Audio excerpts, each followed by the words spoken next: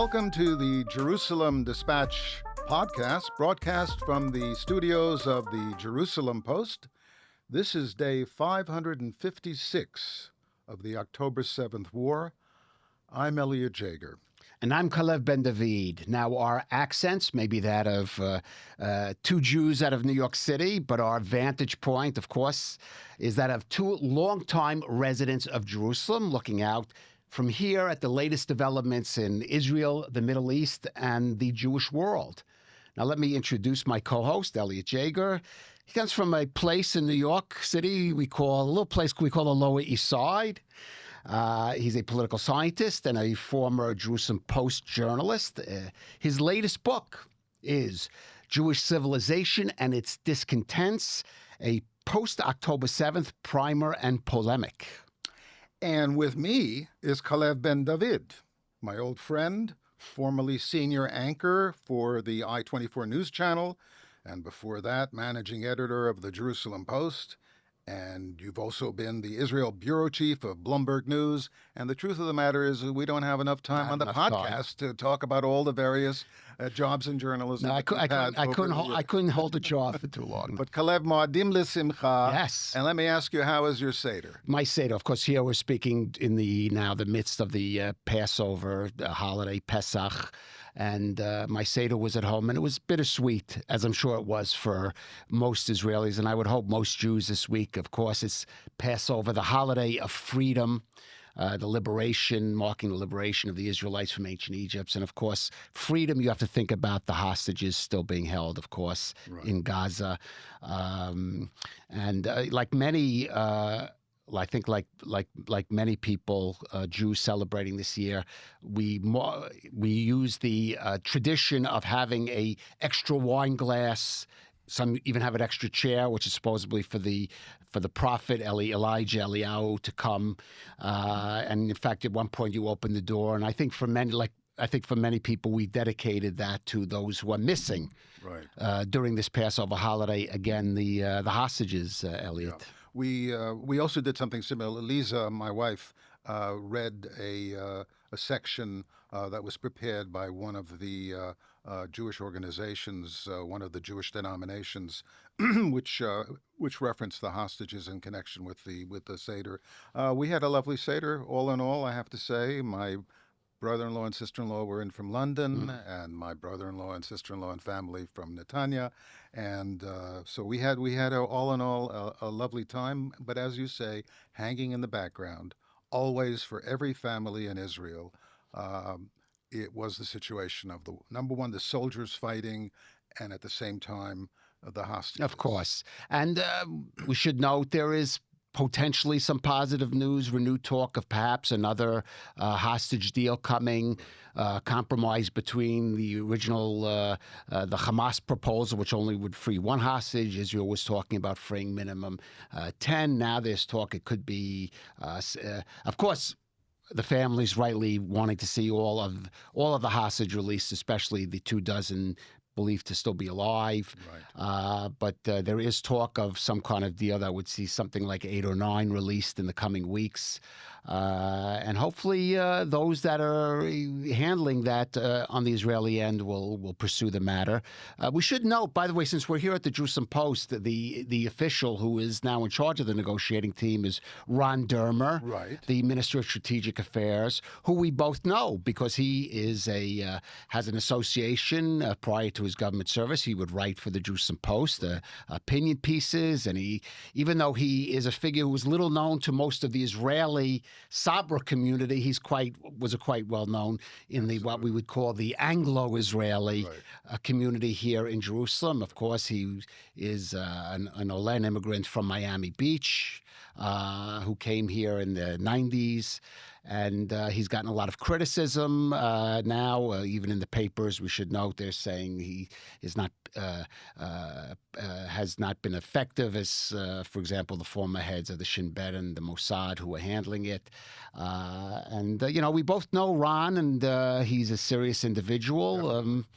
I understand some of the criticism, and I hope for his sake and for the for the hostages and for all, that he will pursue, his position responsibly and do whatever he can within limits of reason to move forward on a hostage deal. Calev, we move now to the segment about the context of our program, a little bit of history, how we got to where we are. So let me, in the History Matters segment, let me just first of all turn to our Christian listeners and point out that yesterday was Palm Sunday, the feast that commemorates Jesus' entry into Jerusalem.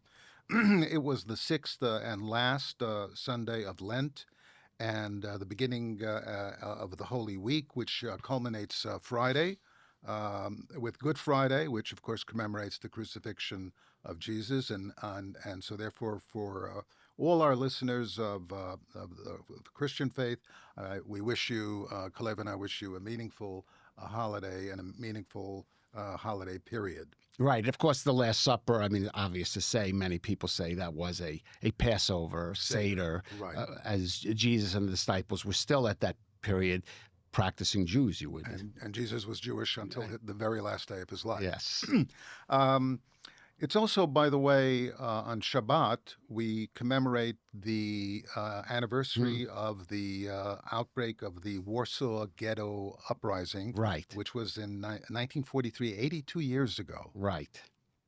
So, well, very appropriate anniversary of the holiday of freedom. I have a personal connection. Really? My one of my cousins, distant cousin, but I did know her growing up. Ada Feingold was in the Warsaw Ghetto at the start of the war. At the start when the Nazis invaded Poland and put in the Warsaw Ghetto. She did manage to get out of the ghetto. She was a young girl, and she was literally thrown over the wall and then taken in by a Christian family. This was a few months prior to the actual rebellion. So she was a witness from outside the ghetto to the rebellion. She managed subsequently to get out of Warsaw and survive. And Ada was someone growing up who was, we were all aware in our family that she later moved to Florida, and she gave lectures and wrote about her experiences. So I have this, it's funny to think about this event so long ago. 82 years. It's hard 82 years, and yet I had the experience of being related to someone who was present in the, part of the family. Present at the history. At the history. And of course, it's Passover.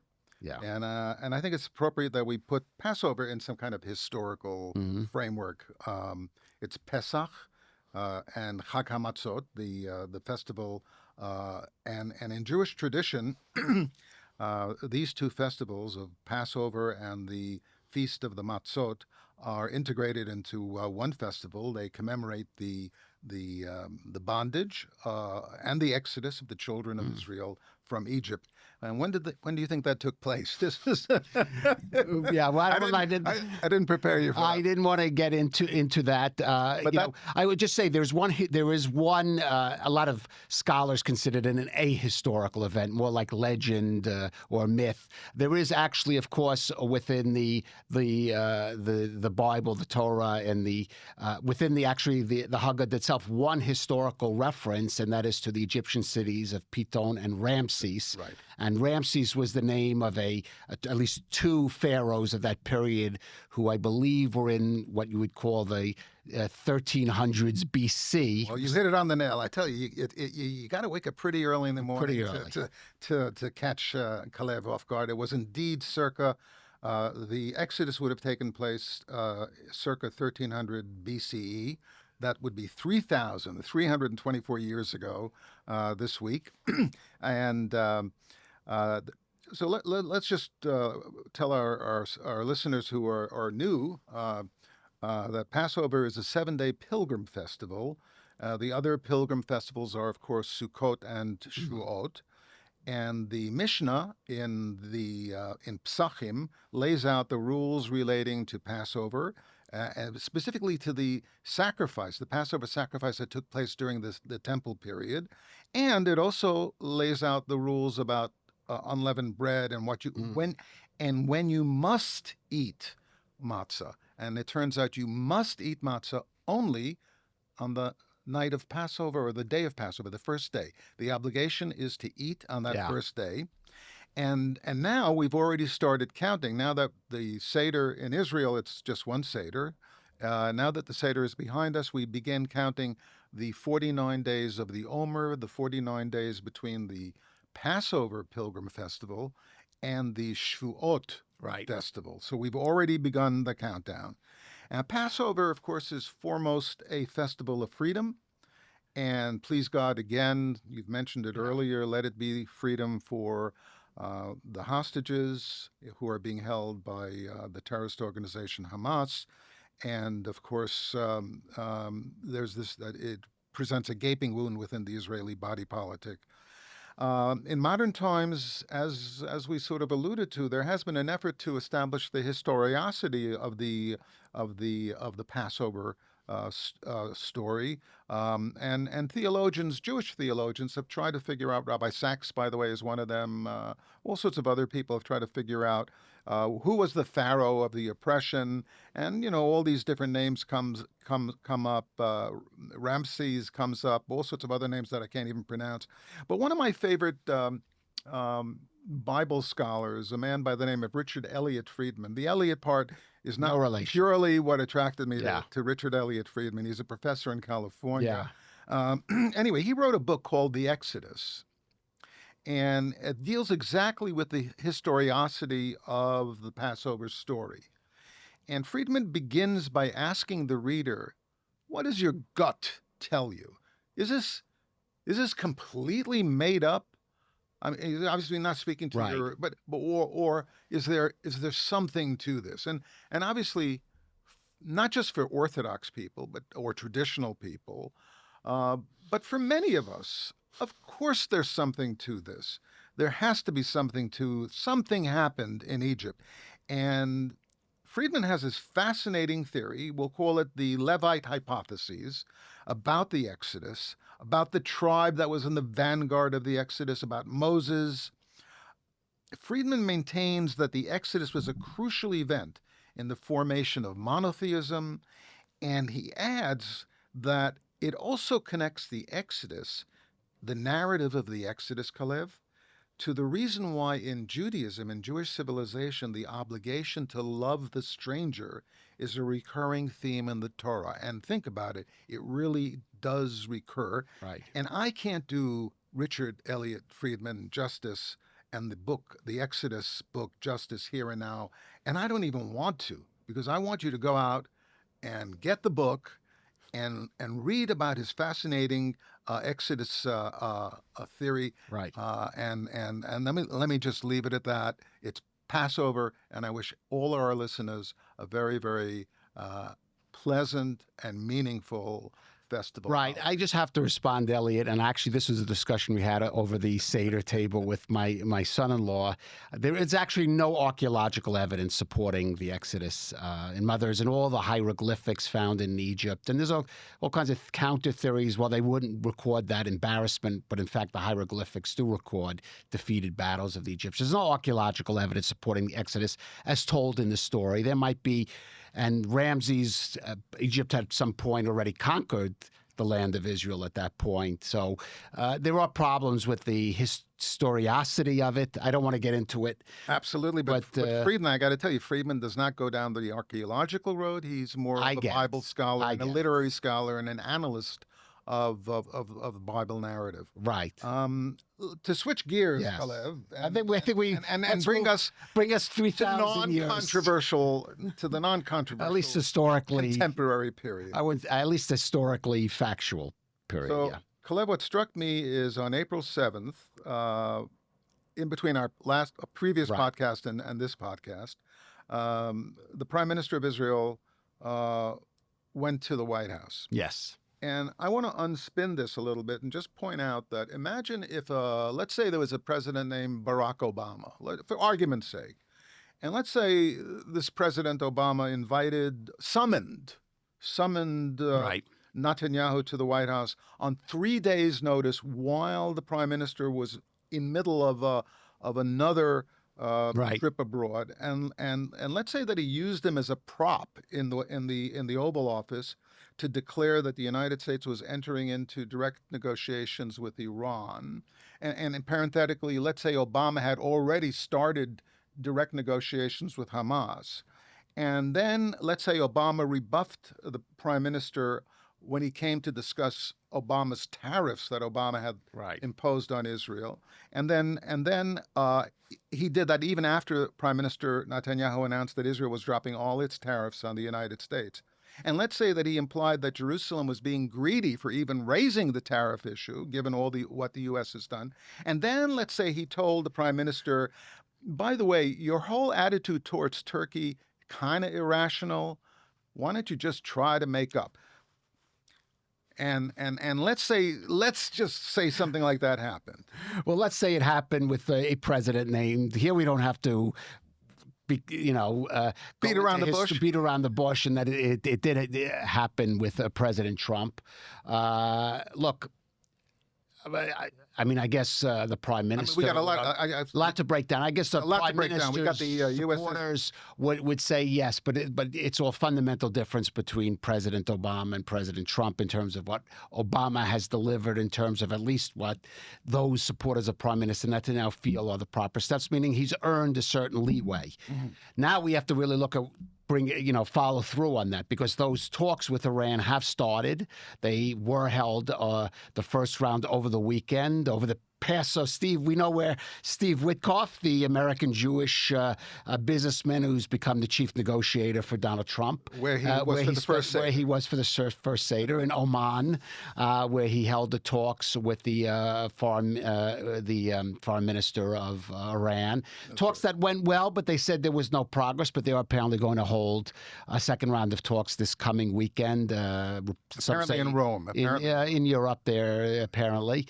But said progress was good. There are certain signs that the Trump administration is leaning towards a deal with Iran that would take measures to stop it from getting nuclear weaponization, but would not be the Libya model, a complete dismantling of its nuclear program, because we don't hear either the President Trump or Steve Witkoff talk anymore about a complete dismantling of the Iranian nuclear program, which is the Israeli position. Which is Benjamin Netanyahu's position. So this is going to be, if that is the case, we don't know, but if that is the case, I think that's going to be a real challenge for Prime Minister Netanyahu. How does he react to that? Because he has stated his position, it's going to be a real, if that does indeed turn out to be that it falls short of that complete dismantling, that's going to be a challenge for Prime Minister Netanyahu to do it. It really would just be the Obama deal, maybe with some garnishing to make it more palatable to Israel. So then the old Ronald Reagan question comes up: Are you better off today than you were 4 years ago, or whenever it was that? Well, it's going to be interesting to see how this plays out. So we touched on the talks between the United States and Iran in Oman. That's one thing.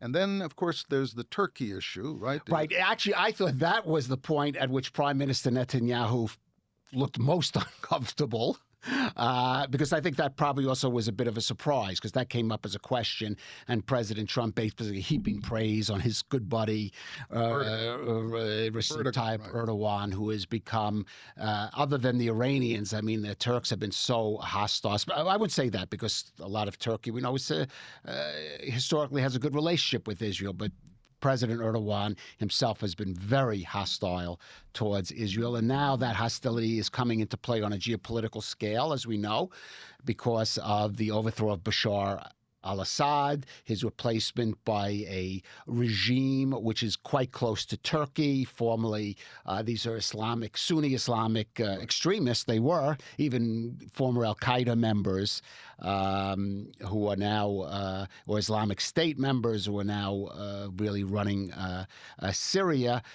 Israel has been attacking, and it's remarkable how little international press notice, and maybe even in Israel that's been getting. But Israel's been launching a series of airstrikes aimed at degrading the Syrian military machine in order to avoid it falling into the hands of what it feels could be a hostile regime. Right. And now there is a question of whether Turkey is going to now sort of replace Russia as the main military, and Iran, of course, is the main military patron of Syria, Right. especially even taking, there's rumors that it may take over this one particular base, Right. TR-1 base that was the Russians were using. Israel has been launching airstrikes. Now, we should note that there have been, subsequent to that meeting in the White House, as I said, when Prime Minister Netanyahu looked uncomfortable, there have been reports of secret talks, or talks now that have come out, but we don't even know at what level or how it's being handled, between Israel and Turkey Right. over what will be Turkey's role in Syria. This is a matter of deep debate in Israel, and it's not a debate really on ideological lines. Correct. About how much Israel could trust this new Syrian regime that, even though we know has been in the past, its members have been part of Islamic extremist groups that have been totally against the existence of Israel, but how much it can now trust Turkey and its role here. Right. And of course, it's a question whether what's happening in Syria now, is that going to be an engine of hostility between Israel and Turkey, maybe even military? Because one thing we haven't really seen is actual direct military conflict between, it's all been rhetorical, cessation of trade, cessation of diplomatic relations, serious enough as it is. We haven't seen a military conflict between Israel and Turkey. Now, the two most powerful, really, military forces in the region. And the question is Turkey going to become a potential battleground Right. between Israel and Turkey? Or could it serve as a kind of a region of rapprochement Right. between Israel and Turkey, at least something like a cold peace? Right. Look, it's clear that one thing Israel can't live with is Turkey is putting in anti-aircraft missile batteries in Syria so that Israeli jets, the IAF, cannot fly over Syria. That's something that I don't think that Israel can live with. So that has to be finessed. I mean, the Turks have an interest in Syria, but Israel has a primary imperative to make sure that Syrian airspace does not become too dangerous to fly in or over. So that's one of the Right. things that we Right. face, and we'll have to see what happens. Right. By the way, there was a very good piece by Seth Franzman. Yes, who I was saw that. And of course, he is an analyst here at the Senior editor. senior editor and very astute Middle East analyst at the Jerusalem Post. A couple of days ago, we had an interesting piece about this, and I think one point I really would point out he makes is that that one country and one leader that may be a key player if there is this kind of rapprochement between Turkey and Israel is Azerbaijan and its president Ilham Aliyev. As Seth points out, Azerbaijan, which is a Muslim nation, is actually closely tied in security matters to Israel. Right. And in fact supplies considerable amount of oil to Israel, and Israel supports it militarily, as it did in its war with Armenia.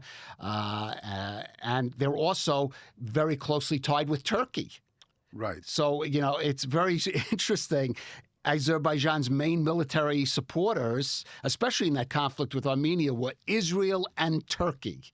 Right. So you have to wonder, maybe, and I think Seth is saying that perhaps Syria will turn out to be another sort of example of that, of a country that can be a kind of bridge, and by the way, a literal bridge, because it is a land bridge between Turkey and Israel. So we will have to see. It will be fascinating, and a lot will depend on this new regime in Syria, whether it really has turned over a new leaf, it's moderating itself, and it could shift into being one of the so-called sort of in the more moderate Sunni Arab camp, rather than into among those forces forces of extremism, Islamism and extremism. I think the one thing that Israel, excuse me, that Israel will insist on, Yeah. is a demilitarized south of Syria. In other words, the last thing we want Yeah. is to have a militarization of southern Syria. Let me just mention, since we're talking, you were talking about Turkey and Iran, and maybe for viewers who are on the younger side, we could mention to them that Turkey and Iran used to be allies of Israel. Right.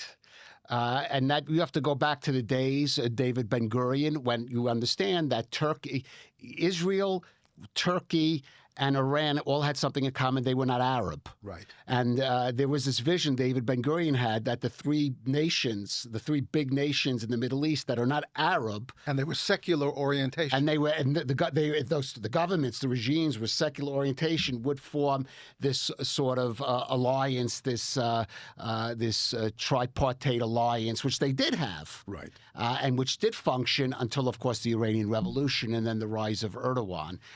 It's just fascinating to see, and Turkey especially.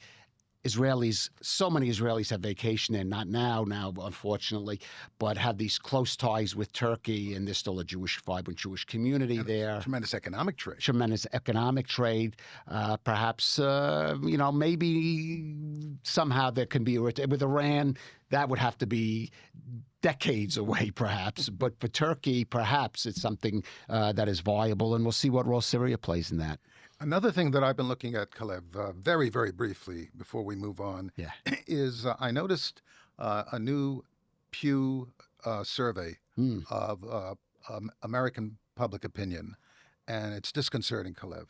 A new Pew Research Center survey found that a majority of Americans, 53%, hold unfavorable attitudes towards Israel. Now, the bottom line is that now we can say, based on these surveys, that most Americans are no longer pro-Israel. And I find that very distressing and disconcerting. I want to raise something I watched. That was on last week, and I watched it on YouTube. I think is relevant to that. Joe Rogan. I don't know if you're a big fan of his, to say the least, Elliot. He's this former comedian, and then he was somehow connected with mixed martial arts fighting as a promoter. Right. Has a very popular podcast, millions of adherents. He started out being more in the populist camp, claimed he was nonpartisan. He's definitely shifted more into the Trump camp in recent years. He said he voted for President Trump in the last election. But he's also been having on lately, over the past year, more and more figures from the fringe, I would say alt-right. Darryl Cooper is one name, who have been very hostile. Alt-right or woke-right? Well, alt-right. Alt-right, okay. Alt-right, meaning... ALT. ALT, but I'll get to the woke-right in a minute, because some of these, what unites a lot of these figures, and I won't go into their whole beliefs, a lot of conspiracy theories there, but several of them in particular single out criticism of Israel and support for Israel. Given support for Israel, almost really trafficking in the stereotypes of Jews controlling government and media and AIPAC as this malevolent force that Israel has in the U.S., rather than it being a grassroots movement of American Jews. And Joe Rogan has had these figures on his show, giving them a platform. And last week he had on someone... let's say from the other side, which is Douglas Murray, a British intellectual, I would say, a writer, a journalist, very well-spoken, not Jewish, but a notable, but someone more on the sort of conservative or Tory side of British politics, but a notable supporter of Israel in particular. He's made many visits here. I've interviewed him when I was at I-24 News. Very articulate and, knowledgeable, even if you don't agree with him, very well-spoken in his defense of Israel, particularly in its war with Hamas. So how did he do and, on Joe Rogan's program? That's it. Joe Rogan, instead of giving him the entire this podcast goes on for hours. This was, I think, an hour and a half.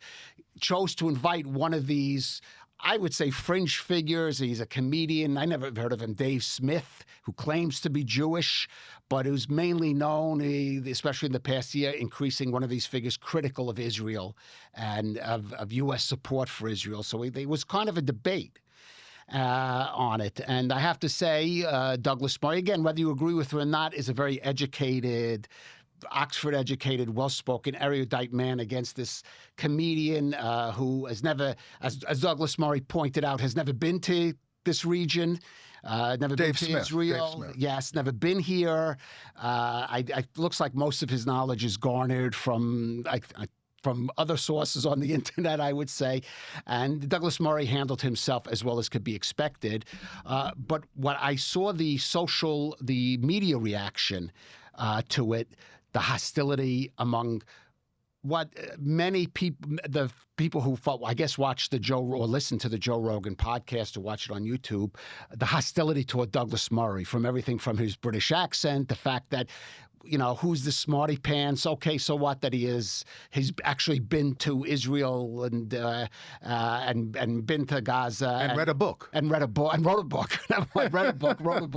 and the hostility to it, there is this phenomena that some people have moved from the alt-right to now they're calling it the woke right. Okay, so now you're going to explain to me a little bit about the woke right. The woke right is that element of the alt-right that shades, especially in when it comes to its views on Israel and U.S. support for Israel, has very much in common with the woke left. Mm-hmm. Meaning they want to see, they don't want to see continued, they're critical of Israel. They repeat many of the charges of genocide against Israel in Gaza, and don't want to see the U.S. supporting the level of U.S. support that either Biden has gave, and certainly even that Trump is giving. Mm. And this is it's a point at which sort of right meets left. And you see the majority of Americans doing it. What really struck me from reading and learning more about this is that these are a lot of young people. Yes, including young Republicans. Young Republicans. Yes. And young people on the right. And, a lot what ties them together is a lot of dislike of these so-called establishment. Right. Dislike, they have a lot of conspiracy theories. And their criticism, they don't come out and say Jews, but when they want to attack Jewish supporters of Israel, in the U.S. they say neocons. Right. And that came out somewhat in this debate with on Joe Rogan between Dave Smith and Douglas Murray, that Dave Smith pointed out, singled out Paul Wolfowitz for prosecuting the Iraq War. That sounds like Paul what? Wolfowitz. That sounds like a Jewish name. Who was the Deputy Secretary of Defense. Douglas Murray, quick to point out that he was a Deputy Secretary of Defense. The war he was less influential than the Secretary of Defense, Douglas Rumsfeld, or the Vice President, Dick Cheney. But of course, those names don't have the same... Donald Rumsfeld. Donald Rumsfeld, yes. Yeah. Those names don't have the same... Wolfowitz. ...tone as Wolfowitz. Yeah. So I think this is something I think, especially supporters of Israel and Jewish supporters, and those that support Donald Trump, they're going to have to contend with as we go along, and this is I think a very worrying development. Yeah, as you're talking about it, Calev, I'm thinking of this group. What holds them together. Maybe you don't agree with the common denominator or the ingredients of their views is they tend to be populist, they tend to be American firsters, they tend to see themselves as the political underclass.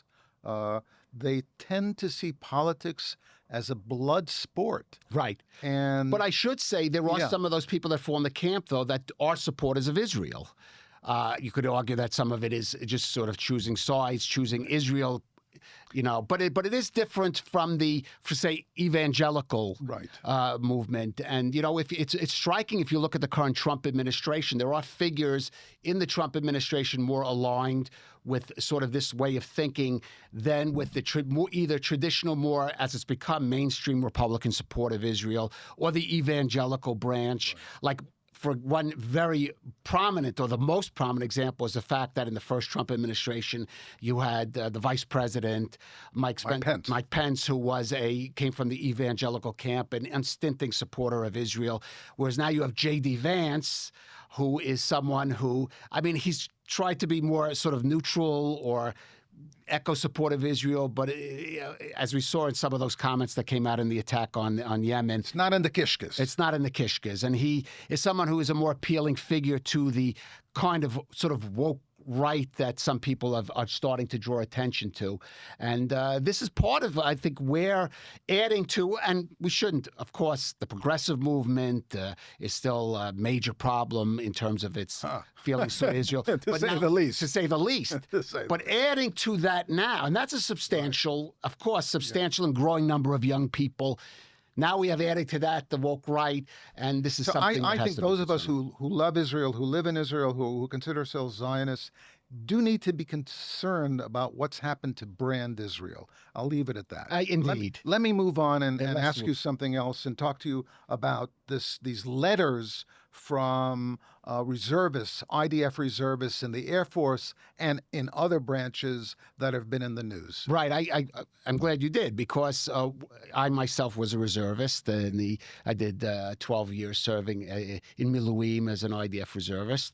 Now, of course, this letter, which was written by Air Force, close to about 1,000 retired or current reservists in the Israeli Air Force, and who said, and it's got to be made clear here, they did not in any way advocate refusing to do the reserve duty. Exactly. They did not say that. What they did. So why is that being misunderstood? Why is it portrayed as if they were saying that they would not serve? Right. I want to read you what actually was read, which was the continuation. This is actually from the letter in translation. The continuation of the war does not advance any of the declared goals of the war and will bring about the death of the hostages, of IDF soldiers, and innocent civilians. That's what they said. Exactly. Now, Prime Minister Netanyahu has made the claim in his responding in his public statement that he feels that this was a kind of I'll say what Netanyahu said so I don't misquote him. Quote, refusal to serve is refusal to serve, even if it's only hinted at in whitewashed language. Statements that weaken the IDF and strengthen our enemies in a time of war are unforgivable. That was Prime Minister Netanyahu's response. That resulted in these reservists being basically cut off from the roles of the reservists. But there's a big problem here in the sense that these are not people currently serving in the army. They, even though they identified themselves as reservists, they were in their civilian life when writing this letter. Right. Israel has to understand, if you're going to call on Israel, is it to a large degree a civilian army? It's a citizen army. It's a citizen army. If you're calling on citizens to serve and serve extended, and over the past since October 7th, almost now coming, so since October 7th, more than a year and a half. If you're calling on people to do that, you can't start telling them you can't express your opinion in these kind of forums. It's a problem, and we see that because these 1,000 reservists were struck off the reservist rolls.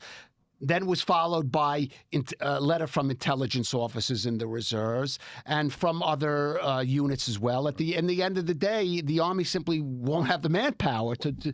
Well, you say that, but exactly right, because actually the Chief of Staff has told the government.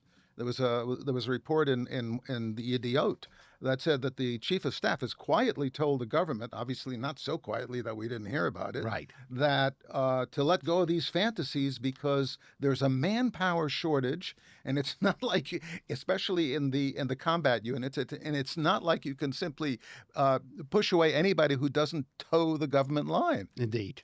I'm going to read from you the editorial in the day we're doing this from the Jerusalem Post, because I thought it was a very well-balanced editorial.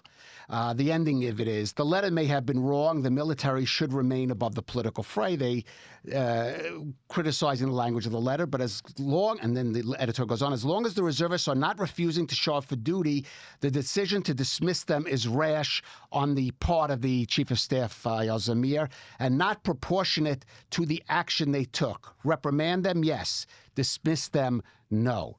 I even think a reprimand in this case, a formal reprimand would have been out of place, but dismissed then. The Army can't afford to do that.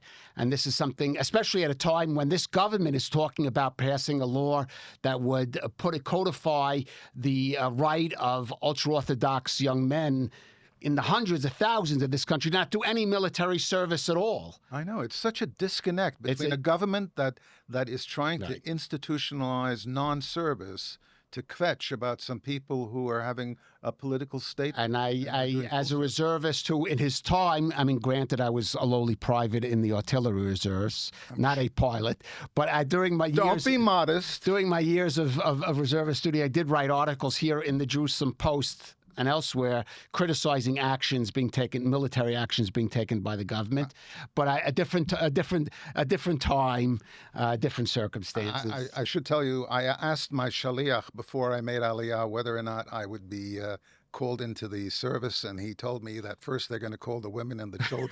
First the women and the children, and if it's necessary, Elliot will call on. I moved here at a younger age, Elliot. I'm sure you would have been a valuable asset.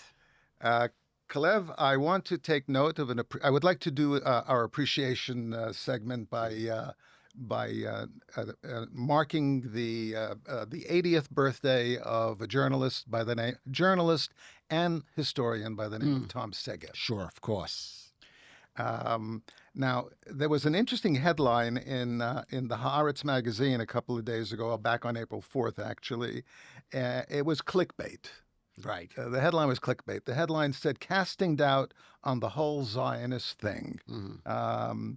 And it appeared both in the Hebrew and in the English papers.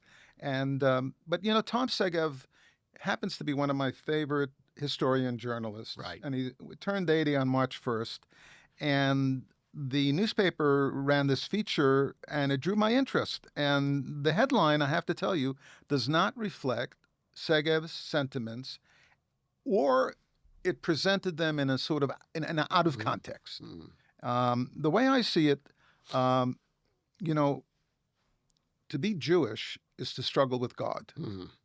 Israel struggles with God. And I would like to take that to another level, and I would argue that to be a Zionist is to struggle with Herzl, to struggle with Jabotinsky, to struggle with the Zionist idea. And if you don't do that, then you're not really a Zionist. And if you don't struggle with God, then you're not really, you should forgive me, a Jew. So Segev happens to be one of these so-called new historians, although I don't think he likes the term. And that what they did is they sort of punctured some of the founding myths of the country. And the way they did that was simply by going into the archives of the country when the archives became available.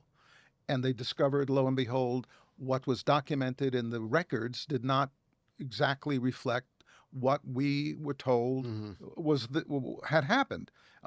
He and people like Benny Morris, of course, another Jerusalem Post. Yes, I know Benny, and he was a colleague at the time at the Jerusalem Post. Now, their goal was not to undermine the Zionist enterprise at all, but it was really to illuminate what had really happened, because you have to be strong enough to question yourself and so on. Now, there are historians that are twist history for anti-Zionist purposes. Outright anti-Zionist, like Ilan Pape would be the example par excellence. And his books are all over the place. Right. Whenever you want to find something against Israel, you'll have him there. Fine. But let me go back to Segev. Segev is a graduate of Hebrew University. His parents came to the country not out of Zionist fervor. Right. They were communists. They escaped Germany, and they came to Palestine. Segev got his PhD in German history from Boston University, after having attended Hebrew University. His father died during the War of Independence, so he was really very much grew up fatherless. And he lives in Jerusalem. And I enjoy reading him because Calev, he's readable. He writes history deeply sourced, profoundly contextualized, and he writes it like well-crafted journalism. So Right. that's why I love reading him. And I can mention he wrote The Seventh Million, which is about how Israelis in the Holocaust. He wrote Right, I would call that almost a landmark study of how of the impact of the Holocaust. Holocaust on Israel, the 7th million. He wrote a book called One Palestine, One Palestine, Complete Jews and Arabs Under the British Mandate, which is Right. probably one of the finest books Yes. about that period. He wrote a book about the '67 war. One of his most recent books that I actually read it first in the Hebrew to work on my Hebrew, and then I wrote about it was a biography of David Ben Gurion, which I Right. thought was really, really fine. And he Yes. wrote years ago. He wrote a book about Simon Wiesenthal. So, look, like all writers, Tom Segev shapes his material, and closed-minded readers can't handle revelations that Right. about our side, about the Zionist side. Yeah, we were imperfect. We made mistakes. We did bad things. Our leaders are human beings, and they're not infallible. You know something? That's true with any country. Right. And he pointed that out. So he has long realized, and people say Tom Segev is a leftist, but Segev realized a long, long time ago that the struggle between the Zionist movement and Palestinian Arabs is a zero-sum game. That's his argument. Right. He's recognized that, and and he certainly rejects this anti-Zionist label. Right. Believe me, if he was he doesn't shy away from controversy. If he felt he was an anti-Zionist, he'd raise the flag of anti-Zionism. He's not an anti-Zionist, and if he says he's not an anti-Zionist, that's good enough for me. He doesn't even consider himself a new historian, but rather one of the first historians who simply accessed the material. So let me come to the controversial statement that he made that Haaretz, I think, took out of context and used as clickbait. He said, at the age of 80, I'm starting to think, he said, I just want to get the quote just right so that there's no mistake. At the age of 80, I'm starting to think that maybe it wasn't right from the outset, this whole Zionist thing. Zionism was not such a great success story. It also doesn't provide security to Jews. It's safer for Jews to live outside of Israel. Again, at the age of 80, I'm starting to think that maybe it wasn't right at the outset, the whole Zionist thing. Zionism was not such a great success story. It doesn't provide security to Jews. Now, anyone who's read anything from who understands Herzlian Zionism Right. would have a hard time objecting to the statement that Herzlian Zionism did not get fulfilled. It hasn't been fulfilled as Herzl himself anticipated it. But go ahead, Cal. I'm going to play devil's advocate. I'm going to play devil's advocate. I would certainly say, considering the fate, what do you say? It didn't provide security for Jews, of course. And just yesterday, we had another missile launched on us by the Houthis that was luckily shot down over the West Bank. So no, and of course, October 7th is terrible. But let's put it this way: if you consider the fate of European Jewry, which is what Herzl, how he saw Jews, because he was only really familiar with European He was thinking in terms of the Russian, Tsarist Russia. No. He was thinking of European Jewry, because remember, it started in France, where I saw the Dreyfus. So if you think the fate of European Jewry as opposed to the fate of Jews in their independent Jewish state, yeah, it provided security. I mean, the 6 million were killed because we didn't have a state. Because we didn't have a state. So I'm just that alone, the fact that the European Jewry was basically decimated. No, they were destroyed, you could say, functionally. I disagree. That answers that question. And Israel is still the refuge of Jews, from Ethiopians to Russians. And we talked about America before. I hope our brethren should live long and happy lives in America. So I do take issue with that in terms of that.